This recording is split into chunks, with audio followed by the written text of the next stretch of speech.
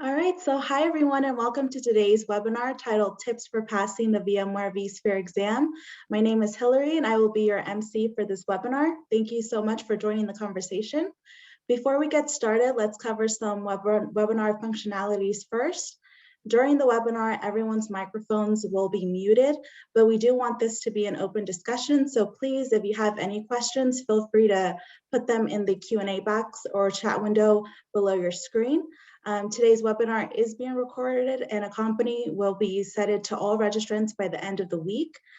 Joining us today as panelists, we have our very own Ken Willard and Paul Jensen. Ken Willard is a senior instructor at ExitCertified. Before joining the company in 2017, Ken worked in various tiers of the IT industry, including end customer, channel partner distribution, and manufacturing. His expertise covers the handling of projects from startup phase to the mapping of business requirements and technical architectural plans. Ken's credentials include certifications from AWS, Nutanix, VMware, and IDLE. Paul Jensen began his career more than 20 years ago and has been a VMware trainer with ExitCertified since 2008. He began his IT career providing help desk system support, later worked as an IT trainer for a call center, and then as an IT consultant. He provides training for VMware, Nutanix, and Veeam. So you may ask yourself, why choose ExitCertified for your VMware training? Professionals like you have been training with us since 2001. You want to know that your training provider has the credibility to earn your organization's trust, and ExitCertified delivers. Vendor-approved IT training is our only business. When you train in our facilities, you'll find well-equipped classrooms and friendly staffs who are dedicated to making your learning experience comfortable and productive. When you train remotely with our IMVP virtual platform, you'll see that our investment in technology makes online learning every bit as engaging as the training you take in person. Please, if you have any questions on our VMware training course with ExitCertified, please feel free to ask those questions in the Q&A chat. With that said, please, Ken and Paul, take it away. Well, didn't want to change on me. Good morning, everybody. My name is Paul Jensen, as Hillary said. Good morning, I'm Ken Willard. So we'll go ahead and get started this morning. So we first want to point out where, obviously we're going to be starting with tips about taking the exam. Again, this is not a, here's the questions for the exam. If you came here expecting that, you're not going to get it. Might be the wrong audience here. Just a little bit. So we do want to start pointing out where you should start, and that is with the exam guide. So VMware provides this to everyone, all and sundry. This should be your first location to check. And we will be providing the links for all of this going forward, I believe in a blog, through a blog post, Ken, is that correct? Right, so that's one thing, as we talk through this today, don't feel like you've got to capture everything we talk about as we go through. Not only, like Hillary said, is the recording going to be available by the end of the week, there's also going to be a blog post, and right out of that post, we're going to have all of the sites and references that we provide here, and they'll just be easy, direct links. So don't feel like you have to capture all these as we go through today. Exactly. Thank you. So if you did follow that link, this is where it would take you to. Now, I do want to point something out that we have found recently. I know Ken came across this where we ended up coming to this particular site. It is out on VMware's page, and you see this nice little download exam guide link. Evidently, not all browsers are showing this link. So we have come to find out sometimes different versions of different browsers may be blocking the link or not showing it properly. So if you do follow this and you don't see it, you might want to try another browser. Ken, did you have something? No, what I was just going to say, we're also going to, so Paul, are you going to click through to that? Yeah, I'm going to click that. Yep. And so this exam guide, the direct link to this PDF, will be one of those resources that we include in the blog post. So even if you happen to have a browser that's not rendering that page quite right, you'll also have, as part of the follow-up to this session, the direct link to the exam blueprint. So, but the exam blueprint gives you an idea of everything that the exam has as far as what the requirements are for passing, which, like many certifications now, is no longer a percentage. It is a general score. I believe it is on a 1 to 500 scale, but you do need a passing score of 300 for what that means. Well, and you know, one of the things that, again, VMware, like a lot of IT certification programs are doing today, the reason they don't say it's a percentage, the reason they are going to a specific scored number, and you've all seen these, if you've taken an exam in the last few years, there'll be a question that asks a question and lists 6 options, and you're instructed to pick 2 or pick 3 out of those. Well, that question then becomes worth 2 or 3 points, depending on the number of correct responses required, right? So it's kind of why they've gone away from that percentage-based model, and they're just going with a direct scoring model. It's a little hard to do a percentage, especially when many of those are considered a either all or nothing question. So that question becomes weighted more heavily, but you are required to get all parts of it. So, you know, it would really kind of stink if you had to, you know, get that and it was weighed, you know, just a little bit as far as, you know, the same amount as, you know, what does VMware call its solution for virtualization, which hopefully you all would say something along the lines of vSphere. We hope. We hope. But it also goes over the various exam sections, expectations. We're going to talk a little bit about this, the various objectives, and all the way at the bottom, references, and even a few sample questions. So anything else on this before we move along for you, Ken? No, I would say just to reiterate, we talk about this very first because it is the primary resource for everybody. It is literally the roadmap or the blueprint for how to prep for the exam. All right, so next we'll talk a little bit about training and certification paths. So I'll let you do this one, Ken. Fair enough. I am happy to have this part of the conversation.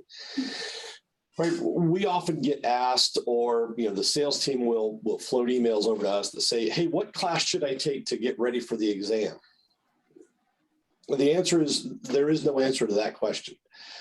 VMware, again, like every vendor that I work with, at least, when you look at how VMware and AWS and Nutanix, and they all treat it, they will tell you they don't write exam prep courses. Right? That is not the intent of the material. When Paul said we're going to come back to the exam blueprint, they clearly define the minimum qualified candidate, and it talks about needing a certain amount of hands-on time.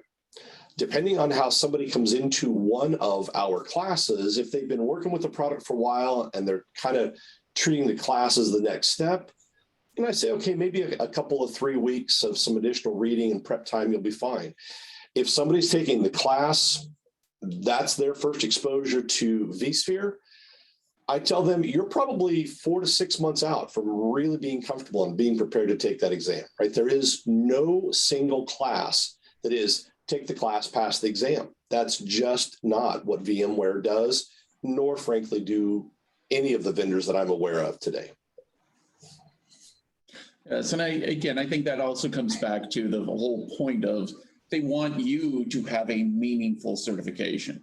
If you can go through, take a class, and get a certification, do you really understand the product? Probably not. I mean, as much as we as instructors would love to think that we can make you experts in a week, It's kind of hard to do on a product as broad as VMware. Yeah. And that's a little high expectation on our part to say, hey, yeah, we can do that in a week. Not going to happen. That's a pretty steep hill. So they want you to have a meaningful certification. Simply sitting through a class is just not enough for them to feel comfortable that you really do have the know-how and abilities that they want a certified professional to have. So again, I think that, hopefully we all agree on that concept. Yep. Paul, quick question in the Q&A. And so Hillary, I'm going to grab that one and do it live. It says, will they give a free voucher for the exam as part of taking one of these classes?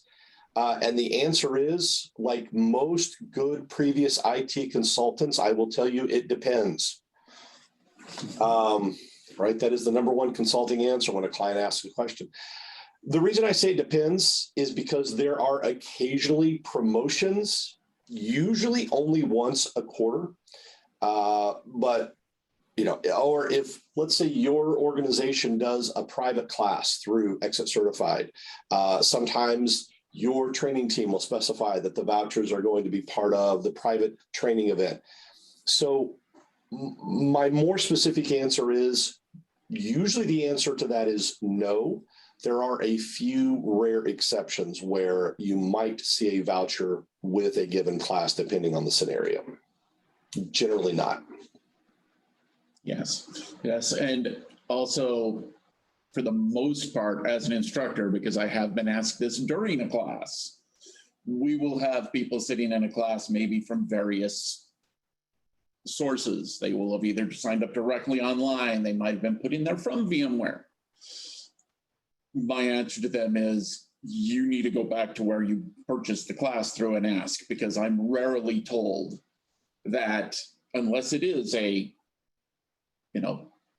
purchased direct class, here's a voucher. Yep. So absolutely. As an instructor, most of the time, I have to refer you back to where you purchased it through to check for that. So having done the big pitch that no single class will do the job by itself for exam prep, there are, however, definitely some classes that are prerequisites. Right? Depending on kind of where you are in your learning path, you do have to take a class as a general rule, right? And so we've got several options here. And so this assumes that you have no current VMware VCP certifications. One of these is going to be a requirement. And you'll notice the first two classified there by VMware as preferred. Paul, correct me if you feel differently about this, but I would consider the Install, Configure, and Manage to be VMware's fundamental course. If you are relatively new to the product, that's probably the right entry for you into the training track. If you've been working with vSphere for a year, maybe longer, you might want to seriously look at the Optimize and Scale. It might be a better fit. Those two classes, and my opinion is the reason that they're the preferred, they are both paced at a pretty relatively comfortable 5 days. You're not kind of the old adage of trying to drink from a fire hose with either of those two classes. And I feel like unless you are extremely advanced, when you get into maybe the troubleshooting, but certainly any of the fast track architectures, that is an incredible amount of information to try to digest in 5 days. And it's usually, especially if you don't come in with kind of some solid footing, they're maybe not the best way to get exposed to the material. Yeah, I would 100% agree. A couple of other points with that. I know in the past, now VMware has changed their exam methodology again, back to a single exam, where with the 5 and so did they I think they changed it coming into the 6 back to a single exam. Or no, with the 6, it was 2 exams still. Then they moved to, I think 6.5 is where they may have put it back. Yeah, I think so. Exam. And at that point, the install, configure, manage was mapped to the blueprint, not that it gave all of the information, but they actually did use the exam blueprint to help determine what was going to be in the install, configure, manage for the first tier exam, and the optimize and scale was for the second tier exam, the actual DCV. Now that they're all together, if you really want to get down to it, that blueprint now spans both of these courses, although I'll be honest, I haven't talked to the exam developers that they're still doing, or the development team, if they're even still trying to do that. Because again, as we said earlier, VMware has never said, you sit this course and you can pass this exam. All they did was try to make sure that we at least touch on a point in the blueprint in a given course. And that was what their ultimate goal was. I would also agree with Ken on the fast tracks. The fast tracks are usually classes that were designed for 2 classes put together that were originally designed as 5-day courses. And they're done in 5 days, usually extended hours, but still 2 5-day courses into a single 5-day session. It is a lot of material to try to assimilate, and even people that are experienced with VMware will have that slightly glassy-eyed look at the end of the day in many of those cases. I will tell you, I didn't have anybody advising me when I started this path, and I took the fast track. That was my introduction. I literally have no idea what the instructor talked about from Thursday lunch on. Thursday afternoon and Friday are just this fog because it's just too much to absorb. At least it was, in my opinion. Yeah, I mean, we do the best we can, but again, they are challenging courses. So if you need to take them in that method for whatever reason, be prepared for the experience. There's not much slowing down as an instructor you can do to cover that amount of material. So if you're a student, if you have students that are lagging behind, we do our best, but that is definitely the drinking from a fire hose analogy as far as the volume of material. Mm-hmm. So now, go ahead. I was just going to say, the other interesting thing is, while no single class is intended to prepare you for the exam, if you are sitting in a very unique position, a single class will grant you the next certification. And I love this feature. Yeah, this is really new, right? But for those of you that did take the exam last year, but you're in a situation where maybe you've got a recurring training budget, you've got X number of hours of training that you are committed to achieve every year for your metrics internally. Mm-hmm. This is where we start looking at some of these advanced courses to be helpful. So if you just took your certification last year and passed it in 2021, you can take any of the courses listed on this page, and you will automatically be granted the 2022 version of the certification, and you don't have to take another exam. So it eliminates that one extra step. And I don't know about you, I have to take exams. Usually I've got a couple a year that are due for renewal since I train across programs. And it's still probably the least fun part of my job. Even as a technical instructor, I test really poorly.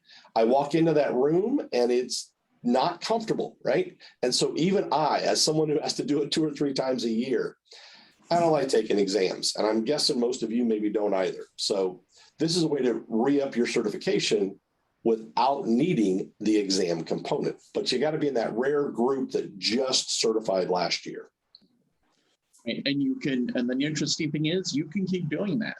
Again, as Ken said, if you've got a recurring training budget, perhaps you take optimize and scale the next year.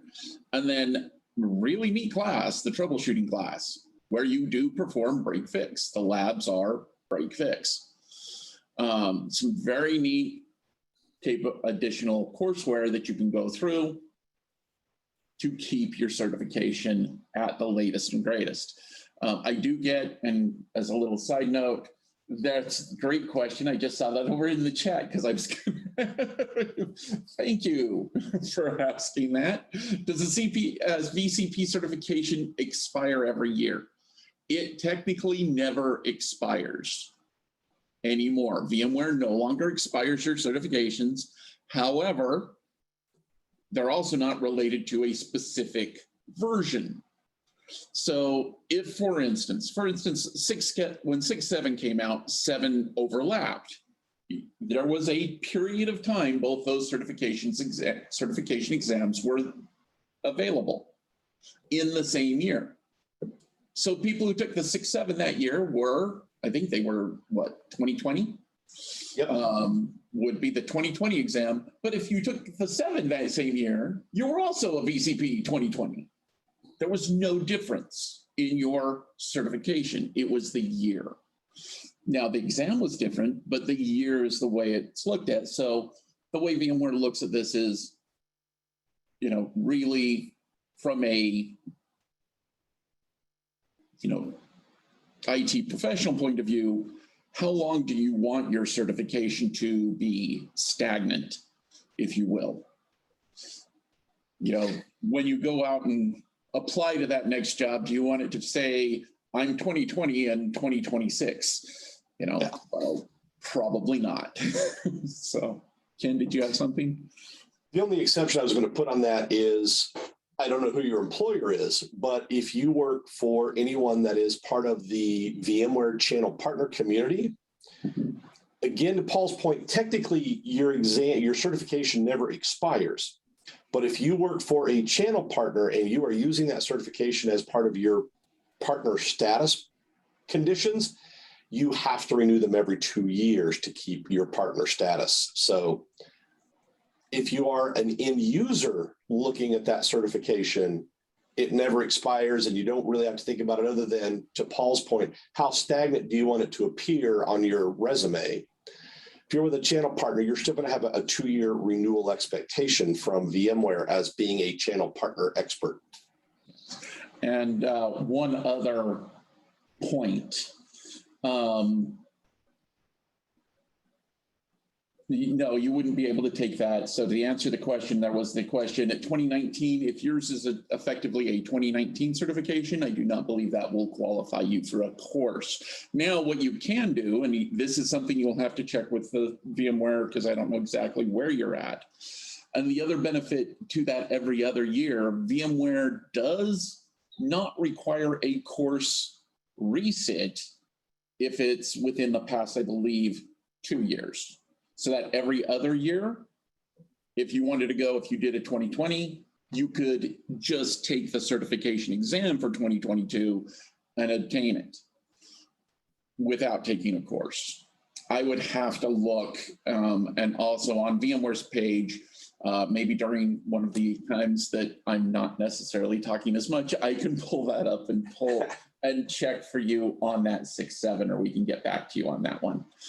Ricardo, I will have to look at VMware's page to see if that one counts. So anything else that you have? No, I think we can kind of start digging into some of the specifics here. All right. So I'm going to let you start with this one, and then I'll chime in, and I'm going to also take a look at that preface maybe as you're talking to. Perfect. So we already brought up the exam guide and looked through that just a little bit right at the top of the conversation. And one of the things that we said we were going to come back to is the fact that it outlines all the structure, all the various sections that are sort of fair game for questions, right? What can we expect to include? And Paul pointed out that there are sample questions at the bottom. Folks, I will tell you, it just so happens, this was one of my ones that was in renewal cycle last year. And so I have just taken the VCP certification exam within, well, I'm pushing right at a year now. And one of the things I looked at were those 10 sample questions. Folks, I will tell you, of the 10, I saw 7 of those phrased almost exactly word for word the same. So those 10 sample questions are really worthwhile. They are going to give you a good sense of what you can expect from how questions are phrased and the kinds of things they're going to expect you to be able to pull together. But we've also sort of continuously said, no single class, right? You've got to have some hands-on, you've got to do some self-study. So how do you know where to put that focus for the self-study piece? Paul, if you'll click ahead, when you look at the different sections that they say are fair game on this specific exam, one of the things that's kind of unique is you look down through this and there are, pardon me, sections 3 and section 6 that there are no objectives. And you look at it, you go, okay, if they're not going to test on that, why did they bother to list it in the exam guide? Well, if you look at both the VCP certification and the VCAP, the advanced certification, the section structures are the same. So they've used a common template, right? It is all the material that they consider relevant to vSphere between the 2 exams. But for the VCP, there are some things that they've said are only applicable to the more advanced exam. And if you go look at the advanced exam, there are some sections which have no objectives because they expect you to have already passed those in the VCP exam. So that means of the 7 sections, you've really got 5 places you've got to put some emphasis, right, and start looking. And then of those 5, we pulled it together for you here, right? Under each section, there are a listing of specific objectives. Well, we kind of highlighted the 3 big hitters here. Architecture and technology, understanding the breadth of not just vSphere, but its place in the overall VMware ecosystem. Installation, configuring, and setup. Okay, for something that one of the qualifying classes is the install, configure, and manage. Okay, kind of makes sense that there's probably a lot of emphasis on installation, configuration, and setup. It's the heaviest one, 16 objectives in that section. And then sort of the day-to-day care and feeding of your vSphere environment in those administrative and operational tasks, 12 objectives there. So you can kind of start to get a sense of where VMware puts the emphasis for this particular exam and where you want to be putting some digging on what you're going to be reading, right? Yeah. Perfect.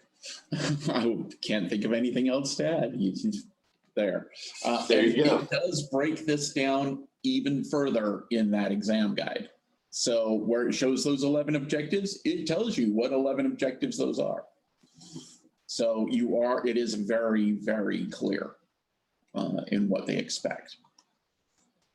And of course, there we go. So I will answer the other question really quick. 2019, and this is something that I'll ask gets added into our links as well. There is a page close. This is the overall certification details. This is not the exam. It's the page prior to that, if you were paging down, that if you did have a 2019, it is only required currently. So if yours shows up as a DCV 2019 or newer, you only need to take the exam. Very nice. I didn't think that was the case. I thought it was every 2 years. So I was thinking 2020 was going to be the oldest, but nope, it is currently 2019. Good deal. I'll make that disappear. So there is the answer to that question. Anything older than that, you will need to sit one of those courses, no matter how good you are. And I have had people be really good have to sit through one of my courses because they have not recertified before. That's the way that works. Yeah. Another bonus, you don't have to listen to me. Anyway, so as we mentioned earlier, part of this is VMware expects you to have some hands-on. Now, not everybody gets hands-on. Here you go. You can, you don't want to get hands-on in a production environment if you're brand new. At least most people I know don't. Most people aren't happy when they're dumped into the deep end like that. Some people I know love that, but most people would like to not destroy something. So we do have a few suggestions to get a little bit of hands-on experience yourselves.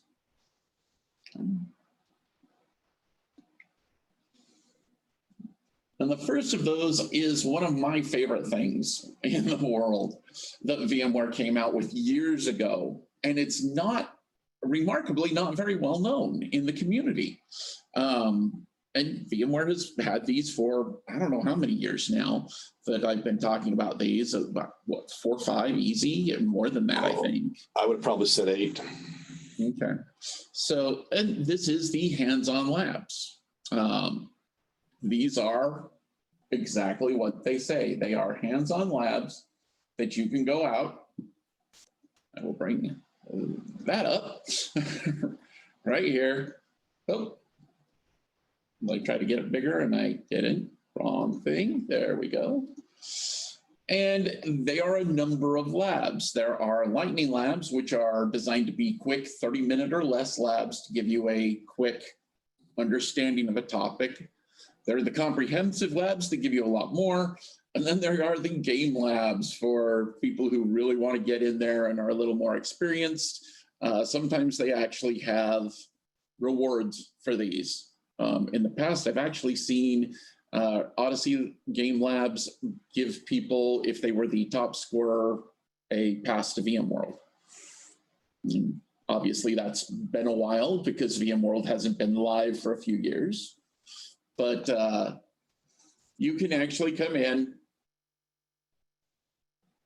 and explore the labs. And we can filter these labs out by anything you want. The neat thing about these labs is the vast majority of them are not, so if we pick vSphere here, so I can filter out, are not, how am I wanting to put this? They're not a required follow this. They're not fully guided. They give you a lab guide if you want to do the lab. However, they're freeform. You can go in and you can do whatever you want within the confines of that lab environment. You can't upload anything into it. You can't really download anything out of it, but you can certainly go in and choose any number of labs. They've got Virtualization 101, vSphere 7 Performance, Security, What's New. This is great if you are coming back into vSphere and want to see. You want to expose, hey, I'm really familiar. So for the question of, I did the 6.5 exam, I'd like to see what's in 6 or what's in 7. That might be one that you want to look at. Okay. And the other thing I really like about these is the fact that even if you've taken one of the classes, these labs are unique, right? They are not just repeats of things you will have already seen in one of the structured class. They will give you completely new opportunity to work and look at the products as part of your exam prep time. And these do require a login. This is not your VMware login. I guess you could say login with your My VMware account. But get in. Well, it does want me to log in with my VMware account. I'm using I'm using my old login. So let me get the right one. VMware is now single signing. Got too many letters in .com. Oh, I do. Thank you. Coin. Come on, it's .coin, isn't it? No. They're not liking my password. Nothing like the joys of a live demo. Yeah, I guess I should log in with my VMware. There we go. I should have logged in with this one. They've changed this. I'm used to the old site. Yeah, do that. Now, thank you. There we go. All right, so yeah, it's having me re-sign in because I'm using a new site. Come on. I apologize. I should just go up to the other site because I know it still works. But as you go in, I'll talk to this while I'm doing this. The one thing I do want to point out, it starts with an hour and a half of time. All labs start giving you by an hour and a half. Now, and yes, you all see where I'm at. Not in that education. I guess we could say just in other department. Oh, sure.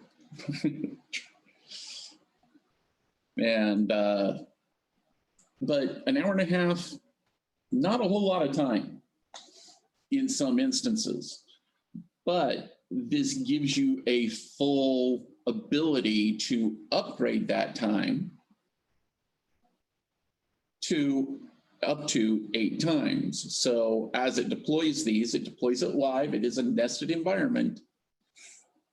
And I can simply click on extend up to 8 times, because if you look at this, this is your lab guide, if you are already familiar with how to work with it. And if I was following this, this is, you know, 3.5, just over 3 hours, 3 hours, 15 minutes for just this guide, if you're following it. Now, that's actually an hour. I can hit that extend 8 times.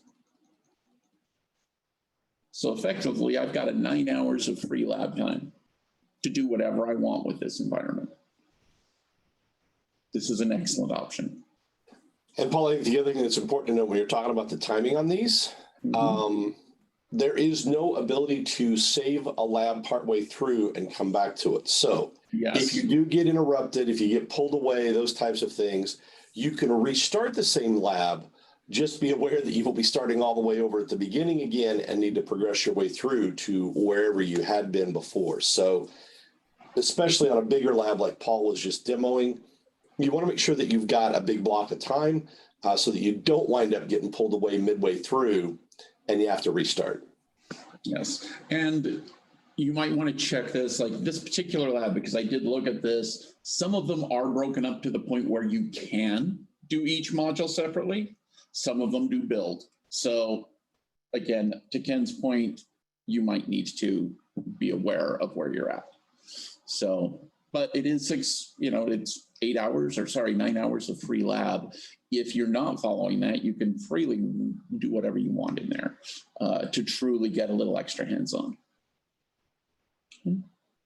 So we should, anything else you'd like to talk about on the HandsOn Labs?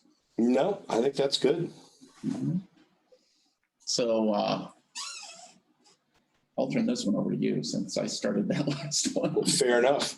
So if you were fortunate enough that either at work or at home, you have some gear, right? You've got either, if you've got older equipment at work that has been dedicated for lab and development and those kinds of things so that you have the luxury of that kind of resource, or, if you've read, like I say here, a quick search for VMware Home Lab will get you lots of resources out there. But William Lamb is in the VMware office of the CTO.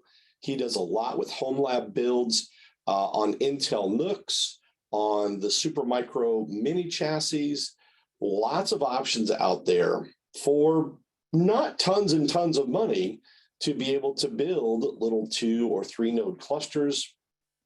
I know I personally have what's technically a single node environment. It's one piece of hardware, but then it runs virtualized 3 ESXi nodes. So it's the same as what I would have access to in the HandsOn Lab, right? It's a virtualized nested environment. And then if you're going, okay, well, that's great, but then how do I pay for the VMware software license to run on those? The best way to do that is probably through the VMUG Eval Experience Program. For $250 a year, you get an annual renewable subscription. So it's $250 every year that you want to do this. But that's pretty workable when you see what you get on the list. You get vSphere at the Enterprise Plus level. You get Horizon, you get NSX, you get some access to Site Recovery Manager. They've just added some of the Carbon Black software stack in there.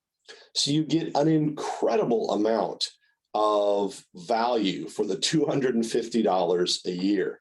And actually, I don't even see the Carbon Black pieces listed. And I just saw either a tweet or an announcement on that somewhere. So those types of things are coming.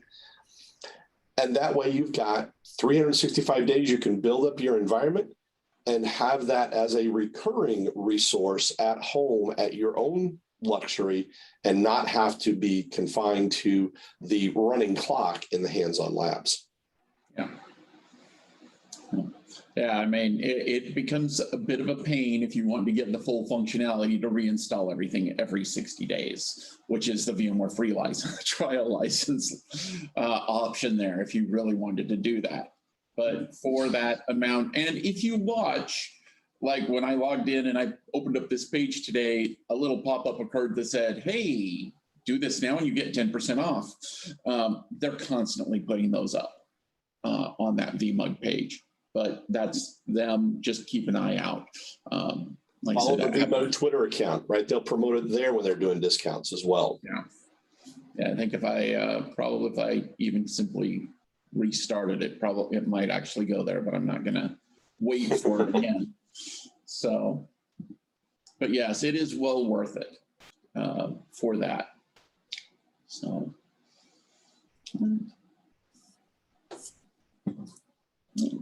So on top of all of this, there are a lot of things I know that myself and Ken share in our classes to help you go beyond. Because as we always say, have said all since the beginning of this webinar, not everything is covered in class. So these are some of what we found to be very good and gotten feedback from even former students that have liked these resources and found them helpful in their exam prep. So this one, Vladan Segit, I think that's how you pronounce his last name. But, I think so too. He has been a vExpert for years, as it points out, 11 time. He has done, his site is a little busy, as you can see, but he has done this for a number of years. He's done the current VCP-7 study guide. He has partnered with, I think, Nakavo is how I believe, again, not a product I teach, so not as familiar with the pronunciations of some of these things, but he has partnered with them to create a PDF of this content. Now, if you don't want to go out and do that, okay, you can scroll down and he has this in HTML format. So each one of those sections of all of those objectives are in here. And if you click on any one of those objectives, it takes you to a section talking about it. So you can either get that PDF or you can go in through here, and I think he's got, objective 4.9, which he evidently hasn't made yet, but the vast majority of them are covered either through links, or if you want to go through and, download that. I believe it does require that you sign up on Nakavo's site for his PDF. So, but again, it's very thorough. So, and one of my favorite sites to refer to. He does his best to keep that up to date. He's done it for 6.5, 6.7. I think I had a 6.01 from him. I think he finally took that one down. but for years he's done this. There are actually several sort of third-party, if you will, reference guides like this. Another one is from one of the engineers at one of VMware's biggest partners. If you were familiar with any of the virtualization aware backup technologies, Veeam has surely crossed your desk at some point, at least from a research perspective. And so Shane Williford over at Veeam did a similar kind of thing. There's a PDF version of it. It's 153 pages, right? It is an extensive deep dive into all of those objectives, and he makes reference out to KB articles and doc pages and gives you sort of the meat behind the various exam topics. So if you like those deeper dives between Vladden's site and Shane's site, you get a lot of that. And like we point out here, Shane's is currently a year out of date, technically. But honestly, if you look at the exam priorities between what they had out there last year and what they've got out there this year for the 2021 versus the 2022 exam priorities, they're pretty tightly aligned. So there's probably still good consistency there. It is always a pool of questions. So those are ever changing. But it's still for 7. VMware hasn't grabbed anything. So, which is also why VMware's official certification guide is the exam version is still 2v021.20. I haven't changed it to 22.20 because, well, technically, it's just the exam itself has not had a rev, right? It's still, the only thing that's changed is the numeric assignment on your certification itself. Exactly. So, and this is a great guide. VMware, there's actually, I believe, 3 gentlemen co-wrote this. Yeah, there we go. It's right there on the page, on the authors, John Davis, Steve Baca, Owen Thomas. They all have, if they're not current VMware instructors or have been VMware instructors, I recognize all of those names. And I've met actually many of them.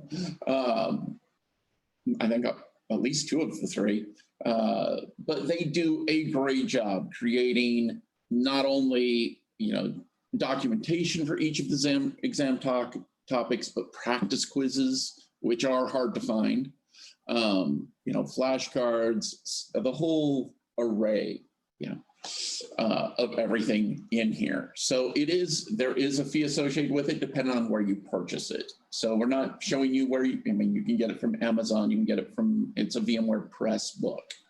So you can get it from Pearson. So anything else on this? I think that's all I have on it. Yeah. All right. Of course, there are tons of other great internet-based resources, but we kind of pulled together. These are 4 of the ones that Paul and our other VMware instructor and I often refer to, often make note of in class. And so we felt like they were good to include as supplemental reference for the exam as well. Mm-hmm. Okay. So next, we're going to do some quick general tips. Exam taking. I don't think these are necessarily just for VMware. These are for most certifications that I deal with. So there are 3 types of questions. You'll have multiple choice, multiple option, and then there will be an occasional question with an exhibit. It's still going to end up being a multiple choice, multiple option, but it's going to have some kind of a exhibit to show you. Often a network diagram kind of thing. Yeah. So those are the kinds of questions. Be very careful on those multiple option ones that you don't just pick one. It will show as incomplete. at the end. So make sure you're watching for that. That is one of those cautions. I've seen that happen more than once. I've done it more than once, but thankfully I've usually caught it. Seen that, but do be careful of those. Okay. Anything else on this particular Nope. topic? Okay. So before you get there, determine what you're doing. It used to be, and it's not as bad as it used to be. VMware had a very short time frame for a large number of questions. That's gotten a little more generous, but it's still a limited time frame. What is your exam take style? VMware allows you to fully review the exam. Go in understanding that. So there will be exam questions that you can read quickly and answer, and you may just have the answer, boom, boom, boom. You have questions that are much longer questions that might require the, a little more thought process or just time to read. Those exhibits sometimes take a little bit of time to study. Get the questions and mark the others, because you have that time. The last thing you want to do is get stuck on a question that you think you might spend 5 minutes on, and now it feels like the rest of your time is so much shorter. Get the questions out of the way that you know and can do quickly. You'll have a lot more breathing room, because now you will feel like, oh, my remaining questions are only 5 others, and I've got this amount of time. It's not, it will lower your stress. At least for me, that's how it works. And knowing that I can always go back is a bit of peace of mind. Yes, I've been in those situations where you click next and you're done. Yeah. That is not the case. And I love that last point. Last minute crams are almost never helpful. Get rest, go in relaxed. Make sure you've done your prep before the night before. Okay. This is a procedure. This is an overtime. Get ready for this. Be ready for it. Ken, any other thoughts there? No. Okay. So, but yes, I would say one of the biggest things is understanding this is a fully reviewable exam. Don't kill yourself trying to figure out a question you don't understand. Mark it and come back. So, Ken, you want to take this one? Absolutely. All right, so hopefully you've had the time, you've done the exam prep, you're coming in at least feeling comfortable, if not confident, right? That kind of thing. Then when you get in, make sure that you are giving yourself time. I will tell you, one of the things that I feel like I am notorious about doing is skimming a question instead of slowing down and actually reading it thoroughly. And I think I understand what they're asking, and maybe I don't. And so I may answer incorrectly because I haven't actually processed the question well, right? Make sure that you go at your own pace. You've decided how you want to go after it. Are you going to skip questions that you don't know and come back to them, right? Make sure that you are staying to what works well for you. Don't let the exam scenario kind of throw you off your game. And I think the biggest one is don't let one question really get you sidetracked. Paul mentioned that. It's worth repeating. If you've got one that it doesn't sound right, the question doesn't make sense, don't burn a lot of time on that and then put yourself under duress for the rest of the exam. Mark it and move on, right? It's just one question. And you kind of see the bullet at the bottom, right? You're not going to know everything on the exam. That's okay. You're not expected to, right? I don't know this, but I'd almost venture to say a perfect score on the exam might raise some eyebrows somewhere in the certification team. That's a pretty unlikely event. Mm-hmm. So don't let yourself get hung up around that. So, yes, and in my very sloppy drawing capability, I emphasize that last point there. You won't know everything. I will be honest, I go in, I think I took it the year before, Ken. I'm sure I didn't get 100. I know I didn't get 100% on the exam. I don't feel bad about admitting that as an instructor. You don't. Well, and I'll try to tell everybody the flip side of that. I mentioned earlier in the session, I am not a good test taker. I don't know why. There's something about it. My brain doesn't work well in that scenario. Even today, I have exams, not usually the VMware exams, because I've been taking them for so long, I understand how they get written.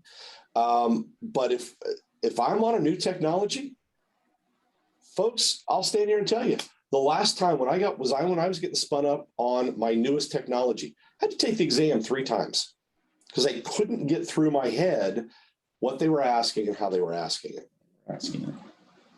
So, Paul, if you'd move on to the next slide, we've got one question here. It says, the certifications recommend having experience, right? How do you get that experience without having the cert? And that's kind of what we were talking through. You invest that time in the HandsOn Labs is the best free resource out there. And then if you've got the luxury to be able to build a home lab, which that may or may not be practical for you, obviously a home lab is another great way to get that experience. But without that hardware, HandsOn Labs, some of the best resource you can get out there. Yes, agreed. And even if you've got a relatively low powered machine, if you want to see that install, you could still install it even on a really low powered machine, just making sure you meet the minimum specs if you want that kind of experience. But I will be honest, that's such a minimal part that I wouldn't worry as much about the installation of ESX. The rest of it is the bigger part. 60-foot view, yeah, you could do that. And if you want to do something like what Ken did, going back to William Labs, he has a whole section on his page about nested virtualization. Yeah, go back and take a look at the references when the blog post or the recording comes out. Go back and take a look at the references for the home lab stuff. Yes. So Hillary, I think we'll hand it back to you at this point. So if there's no more questions, with that, thank you so much, Ken and Paul. And to kind of wrap things up, if we can go to the next slide. Just wanted to let you all know that ExitCertified is a VMware authorized training partner with the largest guarantee to run schedule in North America. To learn more about our VMware training and to chat with our reps online, please visit the links that I posted on the chat earlier. I also did want to make one final announcement, if we can go to the next slide. Our registration is now open for our ExitCertified Virtual Cloud Summit. So please feel free to click the link in the chat to reserve your seat today. Accelerate your cloud journey by listening to our panel of cloud experts from companies like AWS, VMware, Google Cloud, and more, as they will be sharing the latest cloud trends and best practices, as well as what in-demand IT skills you need to be aware of in 2022. So please reserve your seat today and click that link below. With that said, please keep a lookout for the follow-up email that we will be sending later this week. We'll share the recording of the webinar as well as some follow-up resources. Thank you so much, everyone, and have a great afternoon. Thank you. Thank you, everybody. So we had one. Yep.